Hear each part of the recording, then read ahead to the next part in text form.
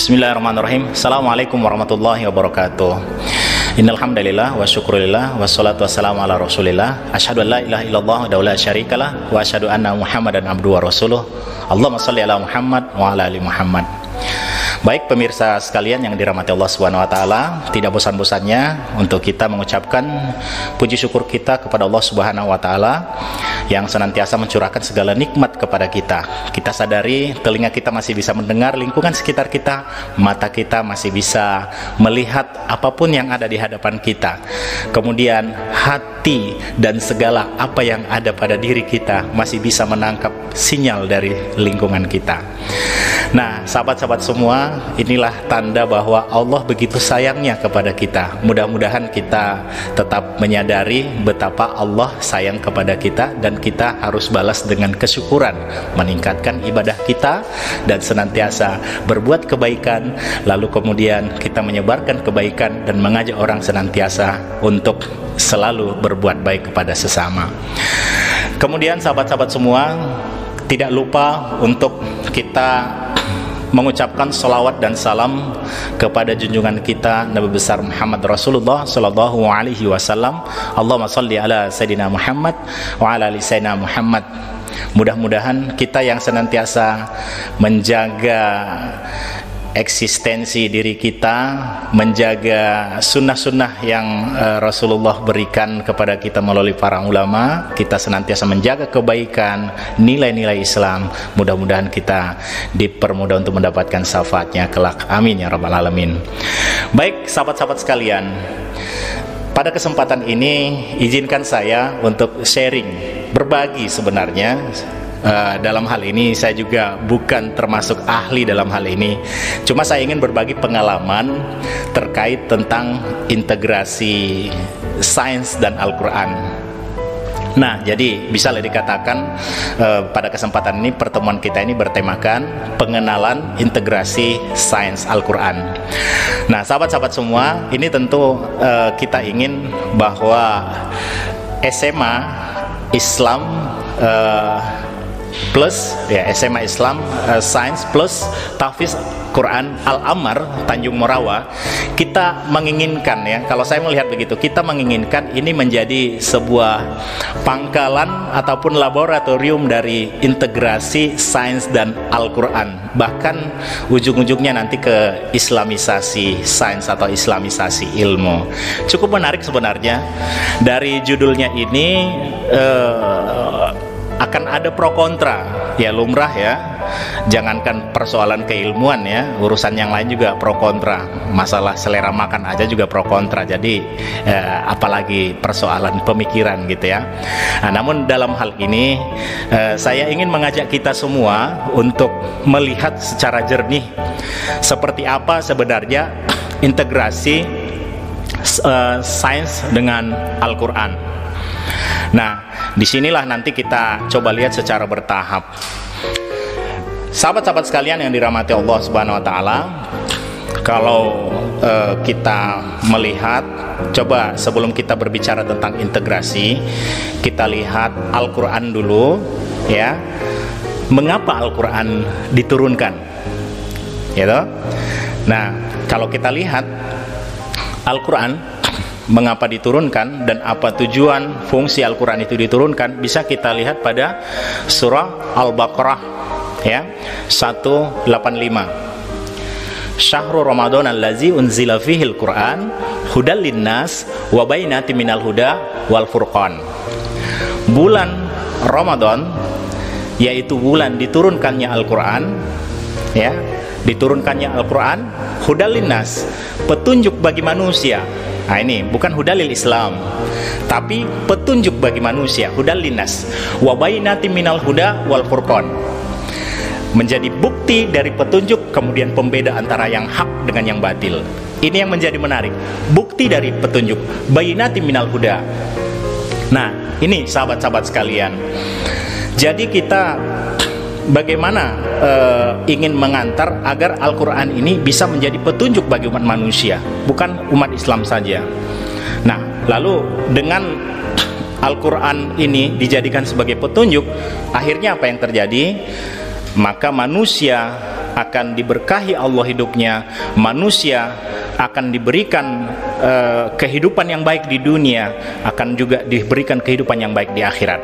Nah, ini tentang Al-Quran ya, kita belum bicara yang lain, masih Al-Quran. Nah, kemudian kalau kita kaitkan dengan fakta hari ini, Al-Quran seolah-olah hanya milik umat Islam saja ya toh? Nah, kemudian coba kita lihat umat Islam dengan Al-Quran, apakah hari ini kemudian umat Islam memiliki kebaikan hidup di dunia ya? Nah, ini sangat menggelitik. Nah, mungkin ada juga yang kurang senang dengan pertanyaan ini. Apakah, katakanlah, apakah hari ini manusia, umat Islam maksud saya, memiliki kebahagiaan, memiliki kemajuan, atau memiliki peradaban yang baik dengan Al-Quran yang ada hari ini, dengan Al-Quran yang dipakai? Nah, ini menjadi pertanyaan. Mungkin pertanyaan saya cukup menggelitik, bahkan juga mungkin ada yang tidak sependapat gitu ya. Nah, coba kita lihat. Untuk mengukur sebuah kemajuan peradaban, hari ini orang selalu mengukurnya, membuat barometernya itu adalah penguasaan iptek, ilmu pengetahuan teknologi, dan dasarnya adalah sains ya. Nah, ini sahabat-sahabat sekalian. Nah, ketika kita melihat peradaban Islam hari ini, kalau kita lihat dari kehidupan teknologi dan sains ya, bisa kita katakan umat Islam tidak menguasai sains dan teknologi. Nah, gitu ya.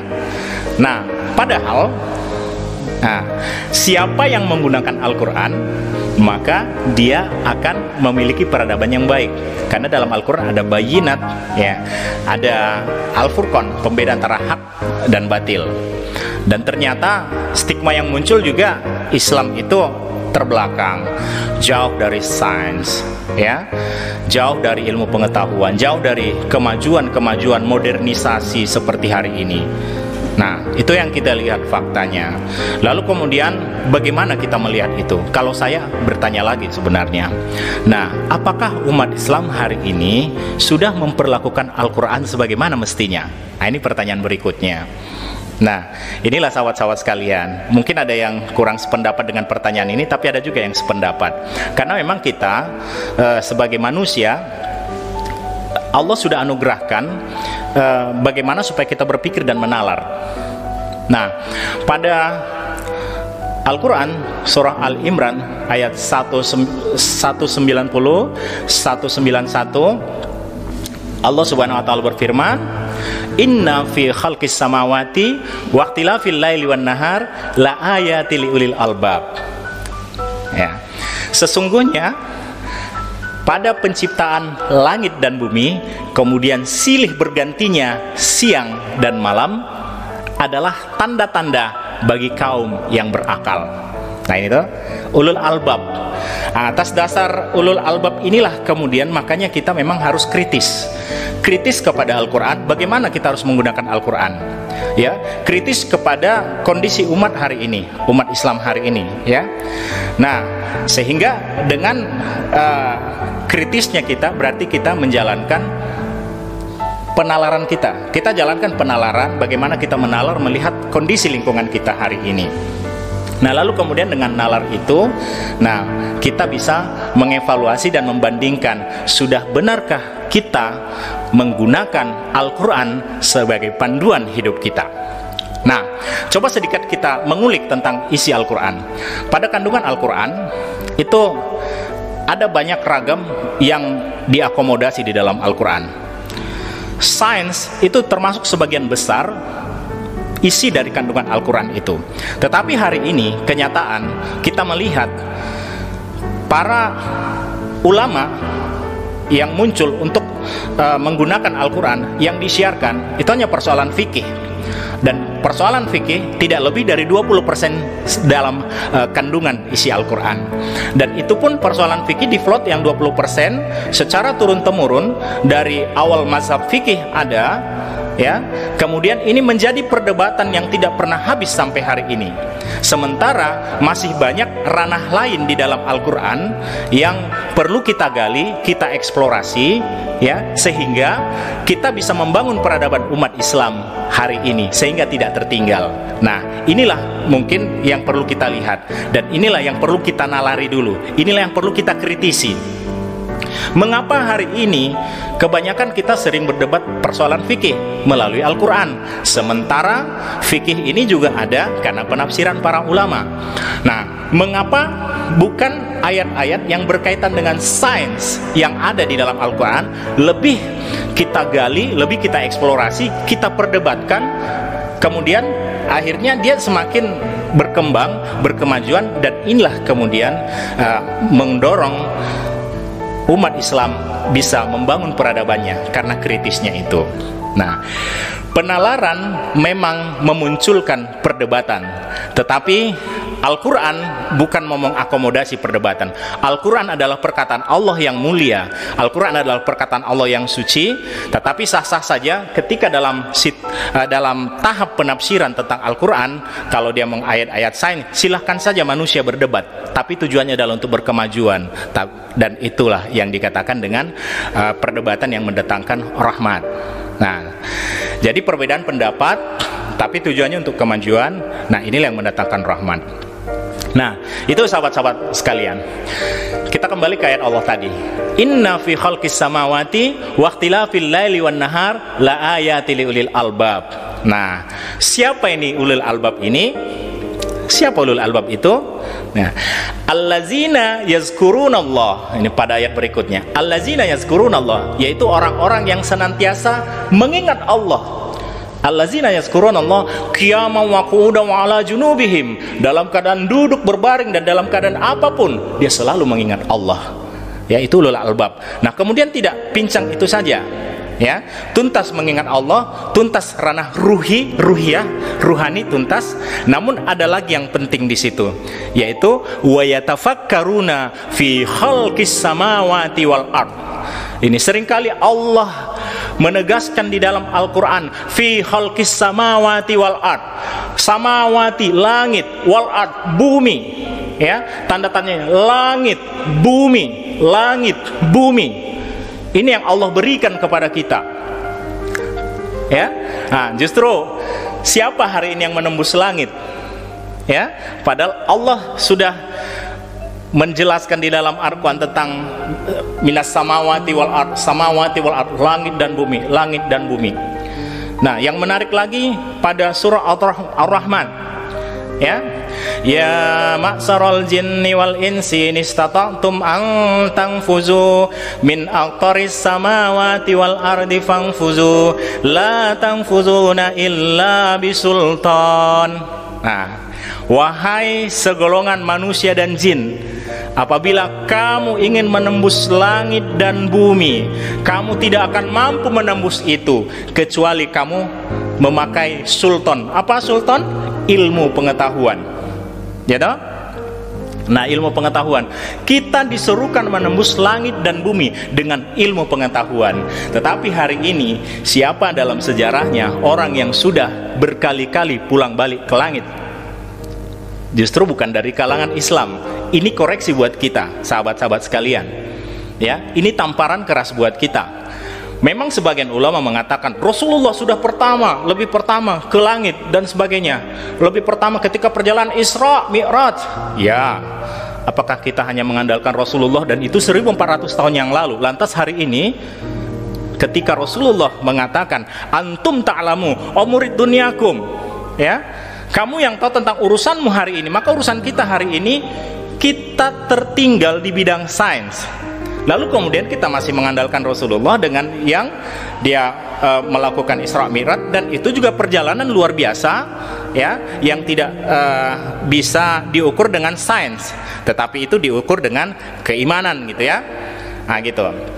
Nah, itu sahabat-sahabat sekalian. Nah, justru kita memang harus kembali mengoreksi diri kita harus kembali melihat, ya, bagaimana cara kita menggunakan Al-Quran ini, ya. illa bisultan, dengan ilmu pengetahuan. Nah, sains adalah ilmu pengetahuan. Cuma persoalan sains nanti kita bahas, ini masih persoalan Al-Quran. Nah, sahabat-sahabat sekalian, ada salah satu di ayat surah Ar-Rahman juga, itu pada ayat 35 ya. Oke, baik, nanti kita singgung. Nah, ketika kita melihat langit, apa yang ada di langit? Di langit itu ada berbagai macam benda-benda. Ada meteor, ada galaksi. Dari mana kita tahu itu ada galaksi, ada meteor? Ya. Dan ternyata ya, meteor dan galaksi itu ditemukan oleh kalangan yang bukan Islam, yang bukan memakai Al-Quran. Padahal 1400 tahun yang lalu Al-Quran sudah menyinggung. Pada surat Al-Hadid ayat 25 dikatakan wa anzal hadida, dan kami turunkan besi dari langit. Al-Quran mengatakan turun besi dari langit. Sains hari ini membuktikan ternyata ya, besi itu datang dari langit. Besi bukan dibentuk di bumi, tetapi besi dibentuk, dia didatangkan dari langit, diturunkan. Dari mana Al-Quran tahu bahwa besi diturunkan dari langit? Padahal itu 1400 tahun yang lalu. Belum ada teknologi saat itu.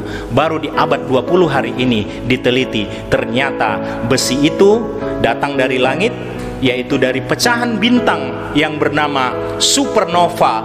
Lalu kemudian pecahannya itu berupa meteor, langsung menubruk bumi. Jadi adalah kubangan-kubangan meteor pada bumi. Lalu meteor itu masuk ke dalam magma bumi, diputar-putar, itulah menjadi biji besi. Dan fenomena seluruh galaksi, kemudian ledakan bintang nova dan supernova bisa disaksikan melalui teleskop. Nah, hari ini siapa yang punya teleskop? Dan teleskop apa yang terkenal hari ini? Teleskop Hubble, ya. Nah, itu yang dimiliki oleh orang yang bukan Islam. Teleskop Hubble berada pada lapisan mesosfer, di luar atmosfer kita, ya, dengan panjang lebih kurang 13 meter panjangnya. Nah, itulah kemudian dengan teleskop itu, disitulah bisa kita melihat gejala-gejala langit. Ironis memang, ketika ya ma'syaral jinni wal ins ini stata'tum an tanfuzu min aqtaris samawati wal ard fangfuzu la tanfuzuna illa bisultan, ya, orang yang bukan Islam yang mengamalkan. Islam hari ini lebih asik tetap memperdebatkan persoalan beda mazhab, beda fikih dan sebagainya. Ini yang membuat kita tertinggal, sahabat-sahabatku semua. Ya, saya bukan mau menggosok tentang perdebatan ini, tidak. Tetapi lupakanlah perdebatan fikih, tetapi mari kita memfungsikan Al-Quran untuk menjadi pedoman hidup kita di masa kini, zaman now, zaman kekinian, akhir zaman, zaman teknologi. Ada banyak isyarat teknologi dan sains di dalam Al-Quran. Kenapa itu tidak kita eksplorasi? Inilah harapan besar kita sebenarnya. SMA Sains plus Tahfiz Al-Quran Al-Amar Tanjung Merawa, ini yang kita harapkan menjadi markas kita di Sumatera Utara, untuk menjadi pusat peradaban kita untuk tingkat sekolah menengah. Ini menjadi pusat peradaban kita untuk sains Al-Quran itu. Nah, sahabat-sahabat sekalian, di sebelah saya ini ada teleskop. Apakah sekolah Islam hari ini, ketika Islam memang memiliki perintah-perintah untuk menggali potensi langit dan bumi, apakah semua sekolah Islam memiliki teleskop seperti ini? Nah, ternyata kurikulum kita belum jelas mengarah kemana sekolah Islam ini. Mau dibawa kemana sebenarnya kurikulum kita, sekolah Islam yang ada hari ini? Ini sebagai refleksi buat kita, ya, sahabat-sahabat sekalian. Kita harus merefleksi diri. Paling tidak dengan adanya teleskop seperti ini mampu menginspirasi siswa, sehingga dia mampu berbuat lebih banyak untuk dirinya sendiri, untuk agamanya. Dia bisa menggali apa yang diperintahkan oleh Al-Quran, ya. Dengan teleskop bisa dia terinspirasi untuk melihat gugusan bintang. Walaupun mungkin masih teleskop sederhana, tetapi sederhana dulu, teleskop kecil dulu, lalu kemudian berkembang menjadi teleskop yang lebih besar. Bukankah seperti Al-Farabi, kemudian Al-Kindi sudah memulai ini sejak dahulu pada masa kejayaan Islam? Ya, selama 500 tahun Islam menguasai panggung ilmu pengetahuan dunia, mulai dari tahun 750 Masehi sampai 1250 Masehi. Islam menguasai, bahkan juga memiliki teleskop sederhana di saat itu. Tetapi hari ini yang memiliki Hubble teleskop bukan orang Islam. Ini kesedihan kita semua.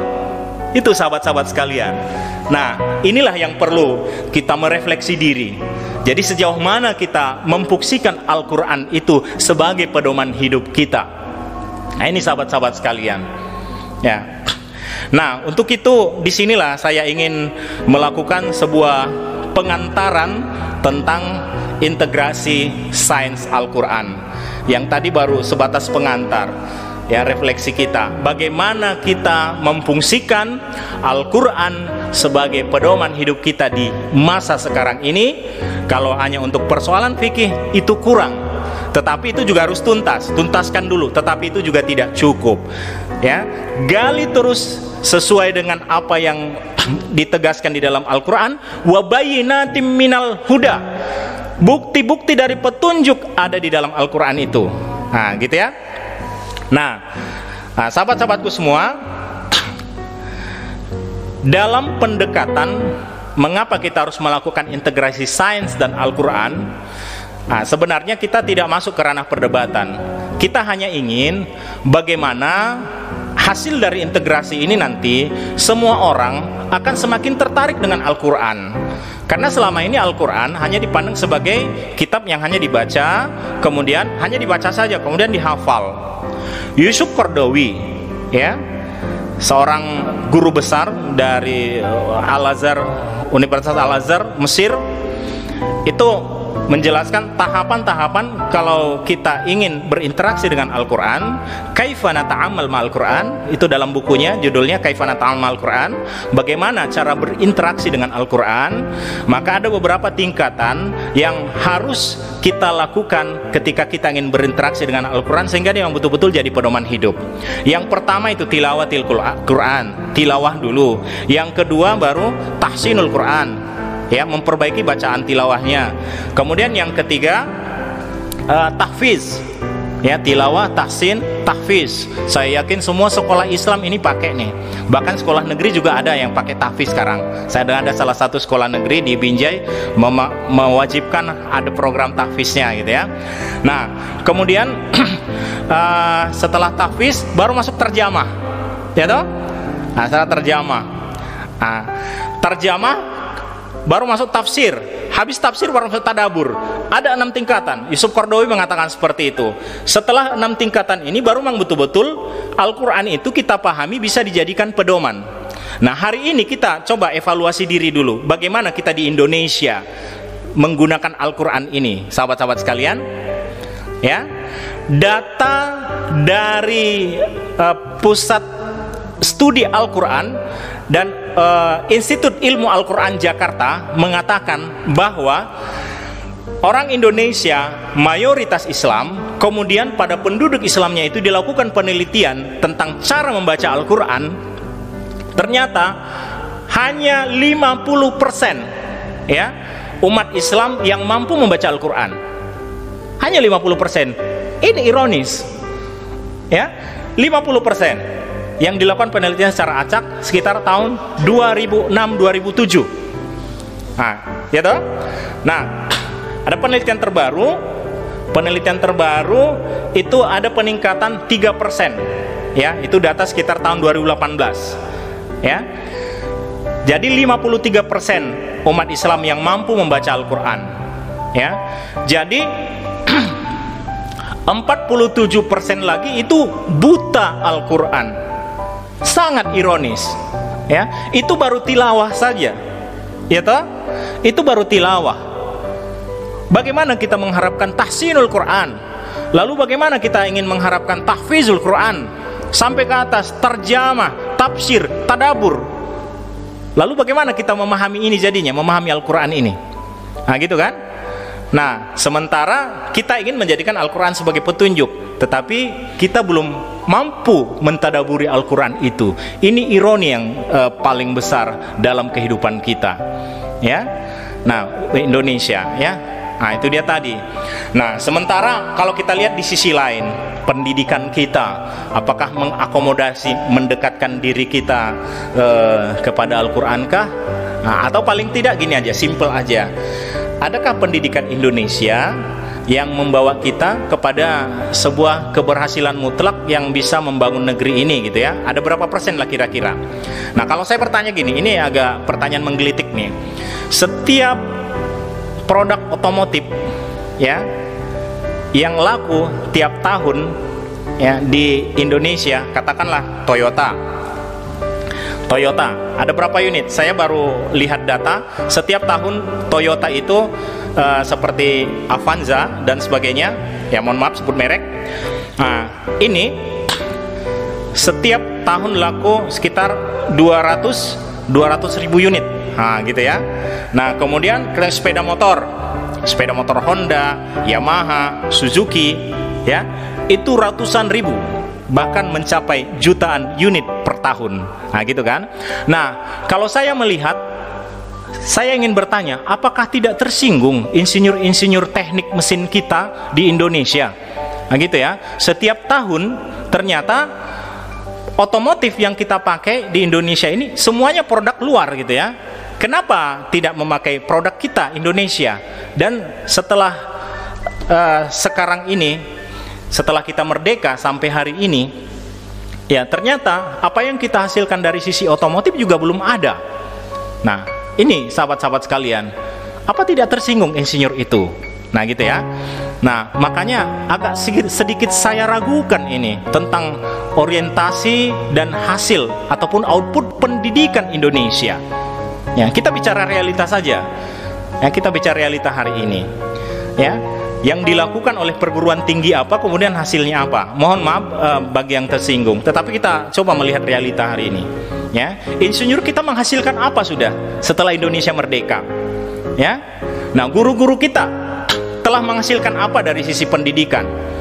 Ya, nah kita berbicara pendidikan lain lagi. Ya, ini sahabat-sahabat sekalian. Nah ini yang semakin membuat kita bertanya semakin besar, gitu ya.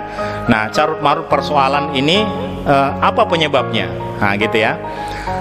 Nah jadi sahabat-sahabat sekalian, itu mudah-mudahan bisa menjadi refleksi buat kita semua. Nah berikut ini saya akan mencoba memberikan pengantaran betapa pentingnya integrasi sains dengan Al-Quran.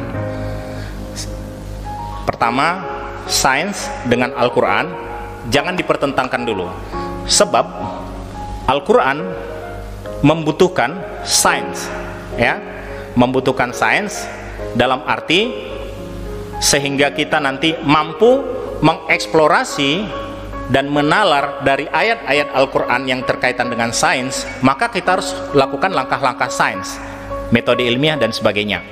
Nah gitu ya.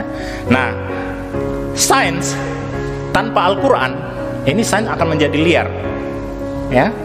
Ilmu pengetahuan tanpa Al-Quran, katakanlah simpelnya tanpa agama, maka ilmu pengetahuan akan menjadi liar ya.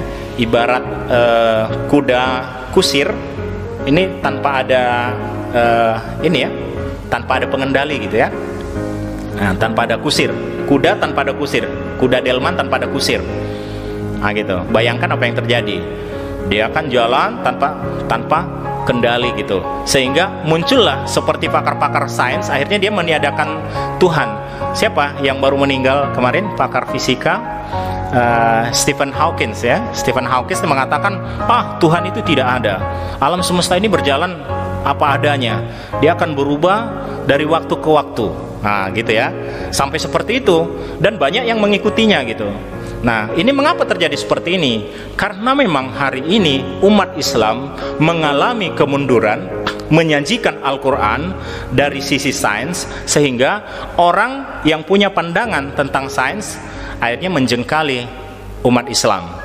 Walaupun Islam ini mulia dan Allah menjaga kemuliaannya, kemahatinggian Islam ini, tetapi kita selaku umat Islam harus mampu menyajikan Al-Quran ini sesuai dengan zaman di mana orang menguasai sesuatu. Jadi kita juga harus menyajikan, menyuguhkan Al-Quran ini kepada sesuatu yang dia kuasai, dan kita sejajar dan mampu memberikan dan menyuguhkan. Seperti hari ini kita mampu menyuguhkan produk-produk sains dari umat Islam kepada orang yang mendewakan sains. Nah, itu pentingnya. Nah, baik sahabat-sahabat sekalian, di sini saya turunkan. Kalau kita berbicara sains ya ilmu pengetahuan. Nah, Al-Quran juga ilmu pengetahuan. Bisa kita katakan, kita kawinkan seperti ini. Kalau di dalam Islam, segala sesuatu bermula dari siapa? Dari Allah Subhanahu wa Ta'ala. Dalam konteks ilmu pengetahuan, maka Allah Subhanahu wa Ta'ala itu punya nama di salah satu 99 Asmaul Husna, Asma Allah. Ketika terkait dengan ilmu pengetahuan, maka siapa nama Allah di situ? Al-Alim. Ya, Al-Alim. Katakan yang di atas, Al-Alim. Allah di atas. Allah sebagai Al-Alim, Allah juga sebagai pencipta, Al-Khalaq, Al-Halim. Ada daerah Asmaul Husna, Ar-Rahman, Ar-Rahim, Al-Malikul Quddus, Salamul Mu'minul Muhaiminul Azizul Jabbar, sampai seterusnya ada Al-Halim, Khaliq, Bari, Musawwir, dan seterusnya ya. Jadi ini Al-Alim dan Al-Khaliq. Peran Al-Alim di sini Allah yang di atas, lalu kemudian breakdown ke bawah kanan, Allah menciptakan ilmu. Ya, Al-Alim menciptakan ilmu, kemudian Al-Alim menciptakan alam. Nah, gitu ya. Nah, Allah, ilmu, alam, gitu ya. Nah, selanjutnya dari ilmu ini diturunkan dalam bentuk wahyu. Nah, kemudian alam semesta ini diciptakan begitu saja, lalu kemudian setara dengan wahyu, maka alam semesta ini bisa dipelajari dari keilhaman atau inspirasi. Ya, orang dapat belajar melihat alam, ya, jadi dia terilhami gitu ya. Nah, ketika dia berinteraksi dengan alam, misalnya seorang yang tinggal di daerah bencana, gitu, dia akan tahu kapan saat-saat bencana terjadi. Ya, dia akan tahu tanda-tanda dan gejala-gejala itu karena dia mengalaminya. Nah, ketika suatu waktu ada gejala tertentu seperti itu, maka dia akan tahu apa yang akan terjadi. Inilah ilham itu tadi, ya. Nah, tetapi kalau ilmu Al-Quran ini ya diwahyukan. Nah, gitu ya. Nah, makin ke bawah lagi dari peilhaman ini, inilah kemudian bisa mengeksplorasi langit dan bumi atau seluruhnya ayat-ayat kauniyah, ayat-ayat kauniyah. Nah, lalu kemudian wahyu ini wujudnya adalah Al-Quran, Al-Quran dan ayat-ayat kauliyah, ya. Maka sebelah kanan ini kauliyah, sebelah kiri kauniyah. Jadi semuanya sejajar. Nah, pertemuan antara kauliyah dan kauniyah ini ke bawah, inilah yang menghasilkan integrasi itu tadi, keterpaduan. Artinya apa? Kita tidak bisa semata berdiri pada kauniyah, fenomena sains saja, tetapi kita membutuhkan Al-Quran untuk kemudian kita bisa menjadikan panduan sehingga kita tidak salah dalam mengelola alam semesta, tidak salah dalam mengelola kauniyah. Nah, sehingga dengan seperti itu, dengan adanya integrasi keterpaduan antara kauliyah dan kauniyah, inilah kemudian kauniyah ini betul-betul bisa menjadi wasilatul hayah, sarana hidup, dan Al-Quran bisa menjadi minhajul hayah, pedoman hidup. Ya, nah inilah sahabat-sahabat sekalian, inilah landasan dan dasar pertemuan itu. Ya, ayatul kauniyah di dalam Al-Quran cukup banyak yang menyinggung tentang langit dan bumi, ya, tentang alam semesta, ya, tentang pohon, apalagi tentang kehidupan sosial, ya, yang kemudian pada ayatul kauniyah ini, disinilah ranah sains itu berkecimpung. Ya, disinilah semua ranah sains berkecimpung, sehingga dalam klasifikasi ilmu perspektif barat pada Ayatul Kauniyah ini, di sini telah dibagi klasifikasi ilmu menjadi natural science, social science, dan humaniora. Yang tiga ini, dan inilah dasar daripada dasar dari ilmu yang berkembang hari ini. Ya, natural science melahirkan matematika, fisika, kimia, biologi, ya, astronomi, ya, dan seterusnya. Social science, ya, ada sosiologi, ada antropologi, ya, dan seterusnya ke bawah. Ada hukum, ya. Nah, humaniora, ada bahasa, ada psikologi, ada ilmu seni budaya di situ. Dan itulah semua akar dari Ayatul Kauniyah. Nah, jelas, ya. Dan ketika kita melakukan sebuah integrasi keterpaduan dengan minhajul hayah, pedoman hidup, yaitu Al-Quran, maka semua mulai dari rumpun natural science, social science, dan humaniora ini akan menjadi terbimbing, ini akan menjadi teratur, ya. Nah, kalau natural science mungkin sudah banyak ayat-ayatnya jelas mutlak. Coba kita lihat ke social science. Social science dalam hal politik, ya, dalam hal politik kita lihat struktur pemerintahan barangkali, ya, struktur pemerintahan Indonesia itu pemerintahnya sistem demokrasi Pancasila. Ya, sistem demokrasi Pancasila. Kemudian kalau Amerika itu demokrasi liberal. Nah, kemudian Cina itu demokrasi komunis. Nah, gitu ya. Indonesia, Amerika, Cina. Nah, oleh orang Indonesia, ya, oleh orang Indonesia, demokrasi Pancasila inilah yang terbaik buat Indonesia. Oleh orang Amerika, demokrasi Pancasila itu nggak cocok sama dia. Yang cocok bagi Amerika demokrasi liberal. Bagi orang Cina, ya, itu demokrasi yang cocok bagi dia bukan liberal, bukan juga demokrasi Pancasila, tetapi demokrasi komunis. Nah, gitu ya. Nah, bisa disimpulkan ternyata secara sosial, ya, secara sosial kebenaran sainsnya ini adalah relatif. Ya, tergantung siapa yang menggunakan, relatif, gitu ya. Nah, lalu kemudian siapa yang bisa menyatukan ini sehingga ini bisa menjadi sebuah kebenaran mutlak? Ya, Al-Quran tidak pernah mengatakan, mengklaim bahwa sistem ini yang paling bagus, sistem ini yang paling bagus, sistem ini yang paling bagus. Tidak. Tetapi Al-Quran mengatakan, ya, yang penting kamu memimpin bisa berlaku adil, bil adlil, ya, berlaku adil. Nah, coba kita lihat di mana dari ketiga sistem ini yang paling adil, ya. Dalam sejarahnya tetap saja belum ada keadilan di situ, ya. Sehingga kita lihat, coba periode sistem pemerintahan mulai dari sistem khalifah, sistem monarki, oligarki, ya, dan seterusnya. Nah, mana yang paling bagus, ya?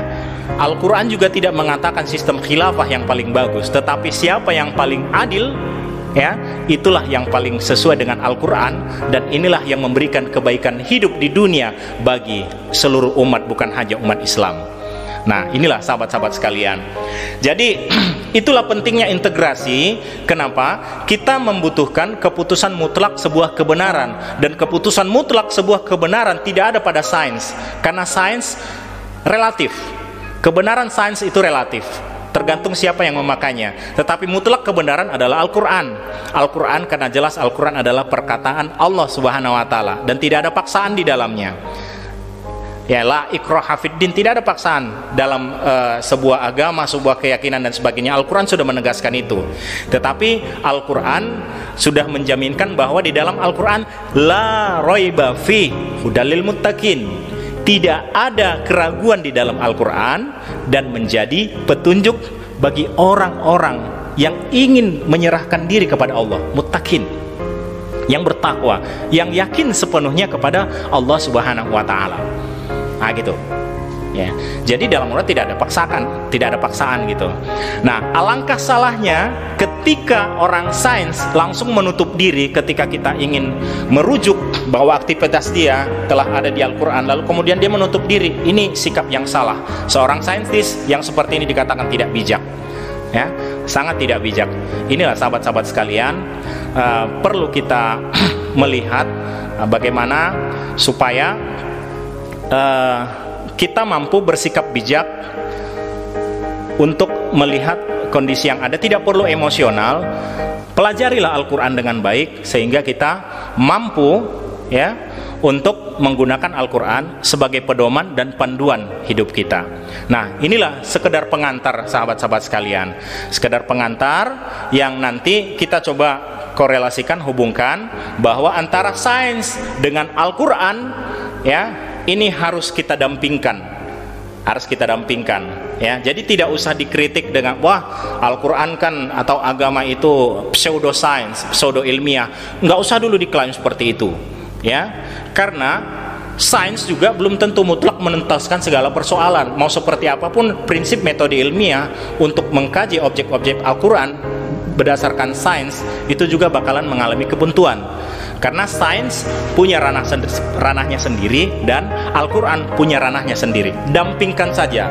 Ketika Al-Quran dan sains ini berdampingan, inilah saatnya, ya, inilah masanya, sehingga integrasi itu betul-betul menjadi solusi bagi kehidupan kita untuk membangun peradaban umat di masa yang akan datang. Bukan saja umat Islam, tetapi kita semua yang di lingkungan dengan orang non-Islam juga akan terbangun semuanya dengan rukun, damai, dan saling mencintai. Nah, ini sekedar pengantar sahabat-sahabat sekalian. Boleh bagi yang ingin komentar, mungkin kita bisa interaktif melalui channel YouTube. Di kolom komentar silakan ditinggalkan. Ya, insya Allah SMA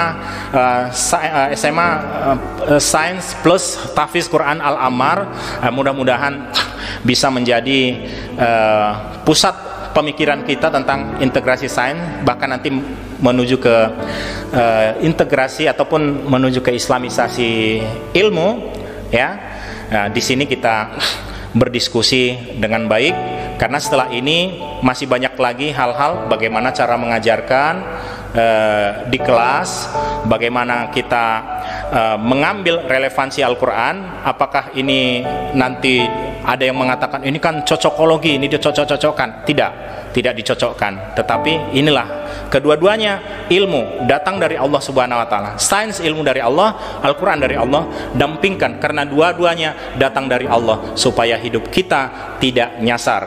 Kita dengan sains bisa menghasilkan karya teknologi dari umat, dan dengan Al-Quran kita tetap bisa menginspirasi umat dengan kebaikan.